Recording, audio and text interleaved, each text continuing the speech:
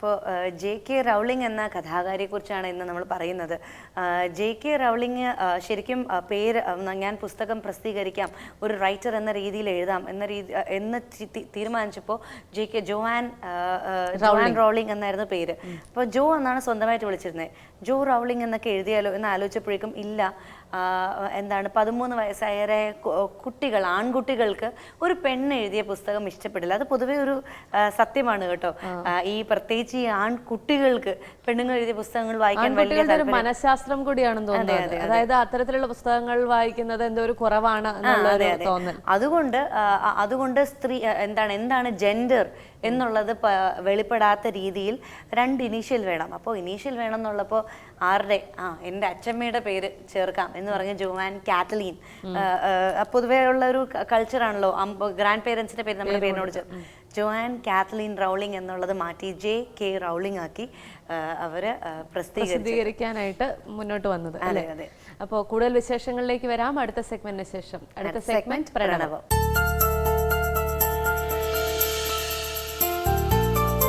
നമസ്കാരം. ജ്യോതിഷത്തിന്റെ കാണാപ്പുറങ്ങൾ തേടുന്ന പ്രണവത്തിലേക്ക് എല്ലാ പ്രേക്ഷകർക്കും സ്വാഗതം.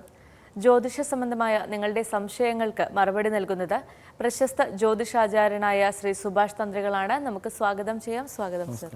സർ, പൊതുവെ പലരും പറഞ്ഞു കേൾക്കാറുണ്ട്, ഈ 33 ദൈവങ്ങളുള്ള ഹൈന്ദവ മതത്തിൽ ജനിച്ചിട്ടും എനിക്ക് ജീവിതത്തിൽ രക്ഷപ്പെടാൻ പറ്റിയില്ല, അങ്ങനെ ഒരു ദൈവം എന്നെ സഹായിച്ചില്ല, അത്തരത്തിലുള്ള പല പരാതികളും പലരും പറഞ്ഞു കേൾക്കാറുണ്ട്.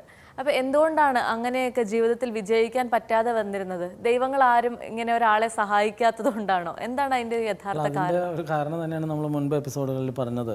പലർക്കും വരുന്നൊരു അബദ്ധങ്ങൾ, ചിലർ പറയുന്നത് ഞങ്ങൾ സത്സംഗം നടത്തി അങ്ങനെ ജനകീയ രീതികളിലേക്ക് ഒരുപാട് നന്മ മാത്രം ചെയ്തു, അങ്ങനെ നന്മ മാത്രം ചെയ്യുമ്പോൾ നമുക്ക് ഈശ്വരൻ തുണയ്ക്കും, അതല്ലെങ്കിൽ ഞങ്ങൾ ഒത്തിരി ക്ഷേത്രങ്ങളിലൊക്കെ പോയി ദർശനമൊക്കെ നടത്തി അങ്ങനെ ആ രീതിയിലേക്കൊക്കെ ഈശ്വരീയമായ രീതിയിലൊക്കെ നടന്നു, എന്നിട്ടും രക്ഷപ്പെട്ടില്ല.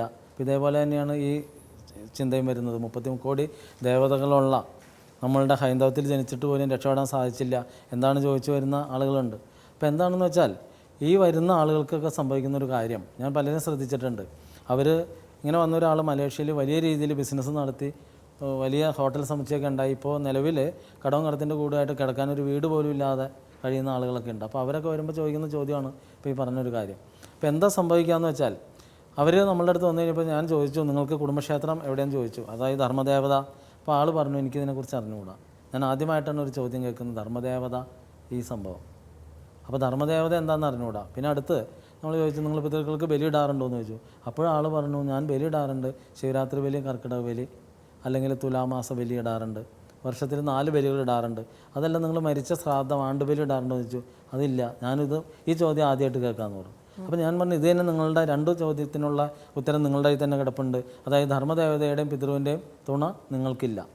അപ്പോൾ പിന്നെ ധർമ്മദേവതയും പിതൃവും തുണയ്ക്കാത്ത നിങ്ങളെ ആര് തുണയ്ക്കുമെന്ന് ചോദിച്ചു.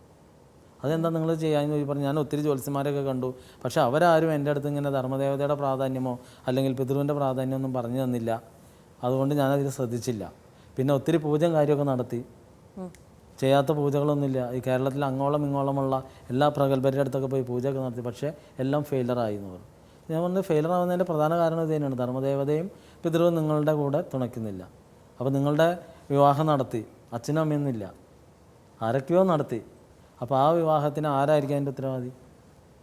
അതേപോലെ തന്നെയാണ്, അതായത് നമ്മളുടെ സന്താനത്തിൻ്റെ വിവാഹം നടത്തുമ്പോൾ നമ്മൾ അല്ലെങ്കിൽ മാതാപിതാക്കളില്ലാതെ കുട്ടിയുടെ വിവാഹം നടക്കുന്നതും മാതാപിതാക്കൾ നിന്നുകൊണ്ട് വിവാഹം നടത്തുന്ന തമ്മിലുള്ളൊരു വ്യത്യാസം.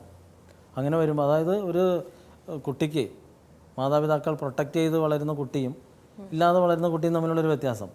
അപ്പോൾ പ്രൊട്ടക്റ്റഡ് ശക്തികൾ കൂടെ ഇല്ലാതെ പോകുമ്പോൾ അബദ്ധങ്ങളിൽ ചെന്ന് ചാടുന്നതിനും അതേപോലെ പൂജകൾ ഫെയിലർ ആവുന്നതിനും ഒരുപാട് ചാൻസ് ഉണ്ട്. നമ്മൾ അതേപോലെ എപ്പോഴും പറയാറുണ്ട്, പൂജയൊന്നും ഫെയിലാവില്ല. കാരണം ഏതൊരു പൂജ ചെയ്താലും അതിനെല്ലാം ഈശ്വരൻ ഒരു ഫലം കൊടുക്കും. കാരണം പൂജ എന്ന് പറയുമ്പോൾ മനുഷ്യൻ ഭഗവാന് വേണ്ടി അല്ലെങ്കിൽ ദേവതാ സങ്കല്പങ്ങൾക്ക് വേണ്ടി ചെയ്യുന്നൊരു കർമ്മമാണ്. അപ്പോൾ ഏത് കുലത്തിലുള്ളവരായാലും എന്ത് രീതിയിലുള്ള പൂജ ചെയ്താലും ദേവതാ സാന്നിധ്യം വരും, അവർ ആ പൂജയുടെ അനുഗ്രഹം കൊടുക്കുകയും ചെയ്യും. അതുകൊണ്ടാണ് പലരും പൂജയൊക്കെ ചെയ്ത് കഴിയുമ്പോൾ കുറച്ച് ദിവസത്തേക്ക് ഒരു ഗുണമുണ്ടായി അല്ലെങ്കിൽ സുഖം ഉണ്ടായി, അത് കഴിഞ്ഞപ്പോൾ വീണ്ടും പഴയ പോലെ ആയെന്ന് പറയുന്നതിൻ്റെ കാരണം ആ ദേവതാ ചൈതന്യം അവർ അനുഗ്രഹിച്ചിട്ടുണ്ട്. എന്തുകൊണ്ട് ഫലിച്ചില്ല എന്ന് വെച്ചാൽ ബാധാദോഷങ്ങൾ മാറ്റുന്നതിനുള്ള കഴിവ് ചെന്ന് കണ്ട കർമ്മിക്ക് ഉണ്ടായില്ല, അതാണ് കാരണം. അപ്പോൾ ഈ ബാധ നെഗറ്റീവ് എനർജികളൊന്നും അവർക്ക് എടുക്കാൻ പറ്റില്ല. ഇപ്പോൾ പലരും നമ്മളുടെ അടുത്ത് വരും പറയാറുണ്ട് 3 ദിവസം അല്ലെങ്കിൽ 5 ദിവസം 7 ദിവസം അല്ലെങ്കിൽ 9 ദിവസമൊക്കെ ഭയങ്കര തലകുത്തി മറിഞ്ഞുള്ള പൂജയൊക്കെ നടത്തി. ഇതൊക്കെ കഴിഞ്ഞ് ഒരു മാസം കഴിഞ്ഞപ്പോൾ വീണ്ടും പഴയ പോലെ കടവും കടത്തിൻ്റെ കൂടുമായി എന്ന് പറയുമ്പോൾ സംഭവിക്കുന്നൊരു കാര്യം, ഈ നെഗറ്റീവ് എനർജികളെല്ലാം ആവാഹിച്ച് മാറ്റുന്നത് ഏകദേശം 5 ദിവസത്തെ പൂജയാണെങ്കിൽ പോലും 5-ാം ദിവസം അവസാനമാണ് ഇത് ആവാഹിക്കുന്നത്. അത് മിക്കവാറും ഒരു 1.5 മണിക്കൂർ 2 മണിക്കൂർ കൊണ്ട് എല്ലാ ബാധാദോഷങ്ങളും ആവാഹിച്ച് കഴിഞ്ഞു എന്നാണ് ഇവർ പറയാറ്. അപ്പോൾ എന്താ സംഭവിക്കുക, നമ്മളൊരു ബസ് കാത്തുനിൽപ്പ് കേന്ദ്രത്തിൽ ഒരു ബസ് വന്ന് നിൽക്കുന്ന പോലെയാണ്. ആ ബസ് കാത്തുനിൽപ്പ് കേന്ദ്രത്തിൽ ബസ് നിന്ന് കഴിയുമ്പോൾ ഈ ബാധകളെല്ലാം പോകാൻ റെഡിയായിട്ട് നിൽക്കായിരുന്നു. ആ ബസ്, അതായത് പൂജ എന്ന് പറയുന്ന ബസ് അവിടെ വന്നു, ബാധ എല്ലാം കൂടി ആ ബസ്സിലങ്ങ് കയറി. അതേപോലെ ബാധ വരുമോ? ബാധ എന്ന് പറയുന്നത് നമ്മൾ മനസ്സിലാക്കുക, നമ്മൾ ഉപദ്രവിക്കുന്ന ശക്തികളാണ്. അപ്പോൾ ശരിക്കും കട്ടുകൊണ്ടുപോയ ഒരു കള്ളൻ്റെ സ്ഥാനം മാത്രമേ ഈ ബാധയ്ക്ക് ഉണ്ടാവുള്ളൂ. അപ്പോൾ ഈ കള്ളനെ പിടിക്കാൻ പോകുന്ന ആൾ, കള്ളൻ സ്വമേധയാ പോലീസ് സ്റ്റേഷനിൽ വന്ന് കീഴടങ്ങും അല്ലെങ്കിൽ ജയിലിൽ കീഴടങ്ങും എന്ന് പറയുന്ന പോലെ തന്നെയാണ് ഈ നെഗറ്റീവ് എനർജികളുടെ കാര്യവും. അതിനെ പിടിക്കാൻ പ്രാപ്തിയുള്ള ആൾ എത്തിയാൽ മാത്രമേ അതിനെ ഓടിച്ചിട്ട് തന്നെ ബലം പ്രയോഗിച്ച് അങ്ങനെ പല രീതിയിലേക്ക് ആവാഹനം അങ്ങനെ കടന്നു പോകും. അപ്പോൾ ഏറ്റവും കൂടുതൽ ടൈം എടുക്കുന്നത് ആവാഹന പൂജയ്ക്കാണ്. അല്ലാതെ കണ്ടിട്ട് ഈ പറയുന്ന പോലെ മറ്റുള്ള പൂജകളൊക്കെ ചിലർ വരുമ്പോൾ പറയും രാവിലെ ഗണപതി ഹോമം ചെയ്തു, അത് കഴിഞ്ഞിട്ട് പിന്നെ സുദർശനം ചെയ്തു, പിന്നെ അഘോരം ചെയ്തു, അതുകൂടാതെ അതിൻ്റെ ഇടയ്ക്ക് എന്തൊക്കെയോ പേരുകൾ പറയാം, നമ്മളെപ്പോഴും എല്ലാം ശ്രദ്ധിക്കാറില്ല. പിന്നെ അവസാനം ദേവി പൂജ ചെയ്തു. ഇതെല്ലാം കഴിഞ്ഞു പൂജയ്ക്ക് അവസാനമാണ് ആവാഹനം നടത്തി. അപ്പോൾ ഒരേ ദിവസം തന്നെ ഈ പറഞ്ഞ എല്ലാ പൂജകളും അവിടെ നടത്തി അത് അവസാനം ആവാഹിച്ചു. ആവാഹനത്തിന് മാത്രം 1/2 മണിക്കൂർ അല്ലെങ്കിൽ 1 മണിക്കൂർ. അതിനുള്ളിൽ ഈ പറഞ്ഞ രീതിയിൽ ബാധകളെല്ലാം ആചാര്യം വന്നിരുന്നപ്പോഴേക്കും പേടിച്ച് സംഗതി കൂട്ടി കയറി പിടിച്ചുകൊണ്ട് പോവുകയും ചെയ്തു. അപ്പോൾ ഫലമൊന്നും ഉണ്ടായില്ല എന്ന് പറയാം. അപ്പോൾ നമുക്ക് പറ്റുന്നത്, നമ്മുടെ അടുത്തൊക്കെ വരുമ്പോൾ പലരും ചോദിക്കും ഞങ്ങളിതെങ്ങനെ തിരിച്ചറിയുന്നത് തന്നെ ചോദിക്കുന്നത്. അപ്പോൾ നമ്മൾ പറയാറുണ്ട്, നിങ്ങൾ പൂജയ്ക്കൊക്കെ വരുമ്പോൾ പരമാവധി സന്താനങ്ങളെ കൊണ്ടുവരാൻ പറയുന്നതിൻ്റെ ഒരു കാരണം തന്നെ നമുക്കോ അബദ്ധങ്ങളെല്ലാം പറ്റി.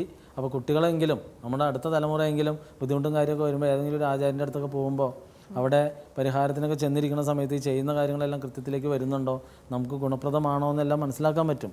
അപ്പോൾ മനസ്സിലാക്കാമെന്ന് വെച്ചാൽ ഈ പൂജ ഫെയിലായോ വിജയിച്ചോ എന്ന് അറിയുന്നതിന് ഗുണം ഉടനെ കിട്ടും. അതായത് ബാധാദോഷങ്ങളെല്ലാം പൂർണ്ണമായിട്ട് ആവാഹിച്ച് മാറുന്നുണ്ടെങ്കിൽ, ഇപ്പോൾ നമ്മളുടെ അടുത്തൊക്കെ ഉള്ളൊരു സംഭവം എന്ന് പറഞ്ഞാൽ ബാധാദോഷങ്ങൾ ആവാഹിച്ച് മാറുന്ന സമയത്ത് ഈ ഒടി എന്ന് പറയുന്ന ആഭിചാരകർമ്മം ഉച്ചാടനം ചെയ്ത് കഴിയുമ്പോൾ തന്നെ വന്നിരിക്കുന്നവർ അത്ര നേരം വരുമ്പോൾ അവർ പറയും ഞങ്ങൾക്ക് ഇരിക്കാനൊന്നും പറ്റില്ല, അല്ലെങ്കിൽ നിൽക്കാൻ പറ്റില്ല, എത്ര സമയമൊന്നും ഇരിക്കലുണ്ടാവില്ല നിൽക്കലുണ്ടാവില്ല എന്ന് പറയും. നമ്മൾ വരുമ്പോഴേ പറയും ഇതൊക്കെ നിങ്ങളുടെ ഒരു കർമ്മമാണ്, നിങ്ങളുടെ ജീവിതത്തിൽ ഒരു പ്രധാനപ്പെട്ട ദിവസമായിട്ട് കണക്കൂട്ടാം, നമുക്കിതിൽ റോളൊന്നുമില്ല, നമ്മൾ നിങ്ങൾക്ക് വേണ്ടി കൃത്യമായിട്ട് ചെയ്യാമെന്ന് മാത്രമേ ഉള്ളൂ. അതുകൊണ്ട് ഭഗവാന്റെ മുമ്പിൽ ഇരിക്കുക അല്ലെങ്കിൽ നിൽക്കുക, സ്റ്റൂളിട്ടൊന്നും തരാൻ പറ്റില്ല, അങ്ങനെ ചെയ്യണമെന്ന് പറഞ്ഞു പിന്നെ അവർ ത്യാഗം സഹിച്ചിരിക്കും. പക്ഷേ പൂജയെല്ലാം കഴിഞ്ഞ് കഴിയുമ്പോൾ അവർ പറയും ഞങ്ങൾക്കിപ്പോൾ യാതൊരു വിധത്തിലുള്ള വേദനയില്ല, ഇരിക്കുന്നതിനോ നിൽക്കുന്നതിനോ ഒരു പ്രശ്നമില്ല. അപ്പോൾ എന്താ സംഭവിക്കാമെന്ന് വെച്ചാൽ ആ റിസൾട്ട് അവിടെ തന്നെ വന്നു കഴിഞ്ഞു. അവർക്ക് അത്രയും നേരം ഈ ഒടി എന്ന് പറയുന്ന ആഭിചാരദോഷത്തിൻ്റെ ലക്ഷണമാണ് നിർത്താത്ത കൈകാല് വേദന, ശരീരവേദന, കണ്ണ് ചൊറിയുക, കണ്ണ് ചൂടാവുക, കണ്ണ് ചുവന്ന് വരിക, ഇങ്ങനെയുള്ള പിന്നെ കൂടെ മലമൂത്ര വിസർജനം നടത്തണമെന്നൊരു തോന്നൽ വരാം. പിന്നെ സമ്പത്ത് ഒരു രീതിയിലും പൈസ നിൽക്കാതെ വരാം, എപ്പോഴും സാമ്പത്തികമായ ബുദ്ധിമുട്ട് വരാം. അതേപോലെ കുട്ടികൾക്ക് എത്ര പഠിച്ചാലും അവരുടെ സാമർത്ഥ്യം ഇതിലേക്ക് എടുക്കാൻ പറ്റാണ്ട് വരാം, വിവാഹ തടസ്സങ്ങൾ വരാം. അപ്പോൾ ഇതൊക്കെ ഈ ഒടി എന്ന് പറയുന്ന ആഭിചാരദോഷത്തിൻ്റെ ലക്ഷണമാണ്.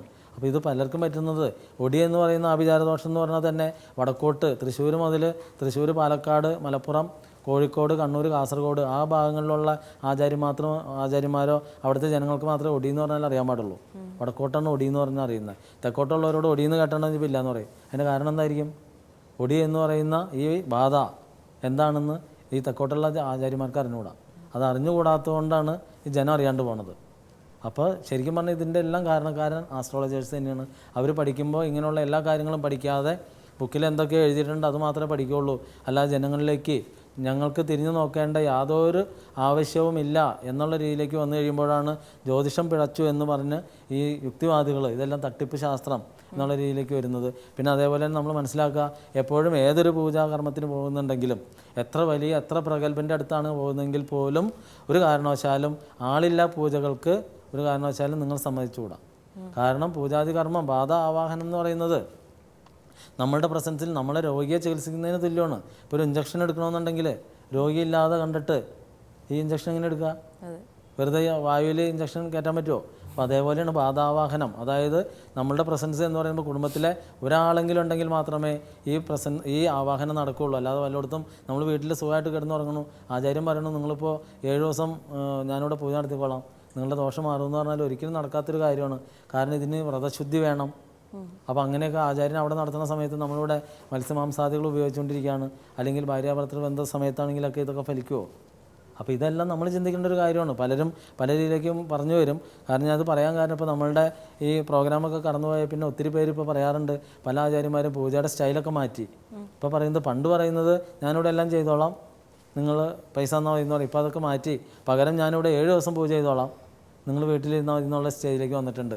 അപ്പോൾ അങ്ങനെയൊക്കെ വരുമ്പോൾ ജനങ്ങൾക്കിപ്പോൾ മനസ്സിലായി തുടങ്ങി, ഇങ്ങനെയുള്ള കാര്യങ്ങളൊന്നും വീട്ടിൽ നമ്മളിരിക്കുകയും ആചാര്യനെ അവിടെ പൂജ ചെയ്യുകയും ചെയ്തു കഴിഞ്ഞാൽ ഈ വക പൂജകളൊന്നും നമുക്ക് ദോഷം മാറുന്നതിന് ഉപയുക്തമാവില്ല. മറിച്ചിപ്പോൾ ഗൾഫിലിരിക്കുന്ന ഒരാൾക്ക് നമുക്ക് ഇവിടെ ഇരുന്ന് ഗണപതി ഹോമം ചെയ്ത് കൊടുക്കാം, ഭഗവത് സേവ ചെയ്ത് കൊടുക്കാം, അതെല്ലാം വിജയിക്കും. കാരണം ഇവിടെ ആവാഹനം നടക്കുന്നില്ല. അതായത് വെളിയിലുള്ള വിദേശ മലയാളികൾ ഗുരുവായൂരപ്പന് പൈസ അയച്ചു കൊടുത്തിട്ട് ഒരു വഴിപാട് ചെയ്യുന്ന പോലെ, അല്ലെങ്കിൽ ശബരിമല ധർമ്മശാസ്താവിന് ഒരു വഴിപാട് ചെയ്യുന്ന പോലെ തന്നെ ഇങ്ങനെയുള്ള പൂജകളെല്ലാം ഇവിടെ വിജയിക്കും. അല്ലാതെ ആവാഹന പൂജ വിജയിക്കണമെങ്കിൽ പാർട്ടിയുടെ പ്രസൻസ് നിർബന്ധമായിട്ടും ആ കുടുംബത്തിലെ ഒരംഗത്തിൻ്റെങ്കിലും പ്രസൻസ് ഉണ്ടെങ്കിൽ മാത്രമേ ഇത് വിജയിക്കുകയുള്ളൂ. അപ്പോൾ ഇത് തന്നെ സംഭവിച്ചൊരു കാര്യം, നമുക്ക് കഴിഞ്ഞ മാസങ്ങളിലൊക്കെ വടക്കൻ ജില്ലകളിൽ നിന്നൊരു യുവാവ് പൂജാകർമ്മത്തിന് വന്നു. അപ്പോൾ അവൻ്റെ പ്രശ്നം എന്ന് വെച്ചാൽ ജോലിയൊക്കെ ഉണ്ട്, വിവാഹം നടക്കുന്നില്ല, അതുകൂടാതെ ശരീരത്തിന് അലർജിയുടെ രോഗമുണ്ട്. അപ്പോൾ അതിന് വന്നു കഴിഞ്ഞപ്പോൾ നമ്മൾ പറഞ്ഞു, വീട്ടിലുള്ള അച്ഛനോടും അമ്മയോടും ജ്യേഷ്ഠനോടും ജ്യേഷ്ഠൻ്റെ ഭാര്യയോടൊക്കെ വ്രതത്തിൽ നിൽക്കാൻ മാറ്റാമെന്ന് പറഞ്ഞു. ഈ പയ്യൻ ചെന്ന് അവരോടൊക്കെ പറഞ്ഞു, ഞാനിങ്ങനെ പൈസ ചിലവാക്കി പൂജ ചെയ്യാണ്ട്, നിങ്ങളൊന്ന് വ്രതം എടുക്കാൻ പറഞ്ഞപ്പോൾ അവർ പറഞ്ഞു, ഞങ്ങൾക്ക് ഇതിലൊന്നും വിശ്വാസമില്ല, താല്പര്യമില്ല. അപ്പോൾ വെറുതെ കൊടുക്കാമെന്ന് പറഞ്ഞിട്ട് പോലും അത് വാങ്ങാൻ അർഹതയില്ലാത്ത സമൂഹവും നമ്മുടെ ഹൈന്ദവ സമൂഹത്തിൽ തന്നെയുണ്ട്. അപ്പോൾ ഇവരെയൊന്നും ഒരു കാരണവശാലും തിരുത്താനും പറ്റില്ല. ജ്യോതിഷ സംബന്ധമായ നിങ്ങളുടെ സംശയങ്ങൾ കത്തുകളായി ഞങ്ങൾക്ക് എഴുതുക. സംശയങ്ങൾ ദയവായി ടെലിഫോണിലൂടെ ചോദിക്കാതിരിക്കുക. കത്തുകൾ അയക്കേണ്ട വിലാസം: to the producer, ladies hour, Kaumudi TV, Pettah, Thiruvananthapuram. മറ്റൊരു വിഷയവുമായി വീണ്ടും കാണാം. നന്ദി, നമസ്കാരം.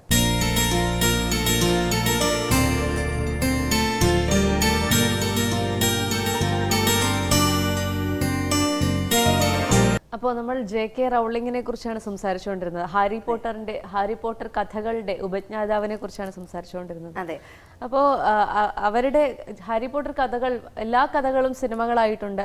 അതിൽ ആദ്യ 2 സിനിമകളുടെയും ആർട്ട് ഡയറക്ഷൻ JK റൗളിംഗ് തന്നെയാണ് നിർവഹിക്കുകയും ചെയ്തത്. ആ ഒരു പാറ്റേൺ പിന്തുടർന്നാണ് പിന്നീട് അങ്ങോട്ടുള്ള സിനിമകളും മുന്നോട്ട് പോയത്. അതുകൊണ്ട് സീരീസ് എല്ലാം JK റൗളിംഗ് തന്നെയായിരുന്നു പ്രൊഡ്യൂസറും. അത് ശരി. അതെ, ആ ഒരു നിലയിലേക്ക് ഒരു സിനിമ, അതും ഇത്രയും ആർട്ട് വർക്കുകൾ വേണ്ട, എല്ലാം ഇമാജിനറി ആണ്. അത്രമാത്രം ഒരു സെറ്റ് വേണ്ടി വരുന്ന, ഇത്രയും എക്സ്പെൻസീവ് ആയിട്ടുള്ള ഒരു സിനിമയിലേക്ക് വേണ്ടി പ്രൊഡ്യൂസർ ആകാനുള്ള നിലയിലേക്ക് അത്രയും കോടിപതിയായിട്ട് അവര് ഉയരുകയാണ് ഉണ്ടായത്. ശരിക്കും പറഞ്ഞാൽ ഒരിക്കലും ഒരു പുസ്തകം വായിക്കുന്ന എഫക്റ്റ് അല്ല ഒരു സിനിമയ്ക്ക്. പുസ്തകം എന്ന് പറഞ്ഞാൽ നമുക്ക് ചട്ടക്കൂടുകളില്ല, നമുക്ക് ചിന്തിക്കാം, എത്ര വേണമെങ്കിലും നമ്മുടെ ഇമാജിനേഷനിലാണ്. അപ്പോൾ അത് ഒരു റൈറ്റർ എന്ന നിലയിൽ അവർ എത്ര അധികം കഷ്ടപ്പെട്ട് കാണും ആ സിനിമയിലേക്ക് അസോസിയേറ്റഡ് ആകാൻ. കാരണം അവരുടെ ചിന്തയിൽ വന്നിരുന്ന ഒരു സെറ്റ് ആയിരിക്കണം എന്നില്ല ഈ സിനിമ പ്രൊഡക്ഷൻ ഉണ്ടാക്കി. അതുകൊണ്ട് തന്നെ ആയിരിക്കാം ആർട്ട് ഡയറക്ഷൻ അവരെ ഏറ്റെടുത്തതും. ആർട്ട് ഡയറക്ഷൻ ഏറ്റെടുക്കുന്നതോടുകൂടി നമ്മുടെ മനസ്സിലുള്ള ഒരു ആർട്ട് ഡയറക്ടറുടെ മനസ്സിലെ ക്രിയേറ്റിവിറ്റി ആണല്ലോ സെറ്റായിട്ട് പുറത്തു വരുന്നത്. അത് ലിമിറ്റ് ചെയ്യുകയാണല്ലോ, വലിയൊരു ബുദ്ധിമുട്ടുള്ള കടമയാണ്.